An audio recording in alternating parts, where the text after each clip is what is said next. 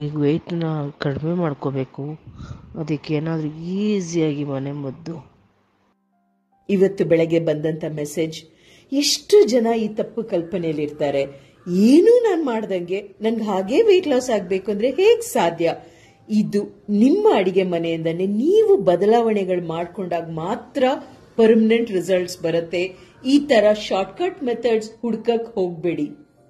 ಆದಷ್ಟು ಹಣ್ಣು ತರಕಾರಿಗಳು ಸೀಸನ್ ಅಲ್ಲಿ ಇರುವಂತದ್ದು ಬಳಸುವಂತ ಅಭ್ಯಾಸ, ಜೊತೆಗೆ ಕಾಂಪ್ಲೆಕ್ಸ್ ಕಾರ್ಬೋಹೈಡ್ರೇಟ್ಸ್, ಈ ಮೈದಾ ಪ್ರಾಡಕ್ಟ್, ಸಕ್ಕರೆ ತುಂಬಿರುವಂತ ಪ್ರಾಡಕ್ಟ್ಸ್ ಒಂದ್ ಸ್ವಲ್ಪ ದೂರ ಇಟ್ಟು, ಸ್ವಲ್ಪ ಎಕ್ಸರ್ಸೈಸ್ ಮತ್ತೆ ನಿಮಗೆ ಸಂತೋಷ ಕೊಡುವಂತ ಅಟ್ಲೀಸ್ಟ್ ಒಂದು ದಿವಸಕ್ಕೆ 15ರಿಂದ 20 ನಿಮಿಷ ಇಷ್ಟು ಮಾಡ್ಕೊಂಬನ್ನಿ.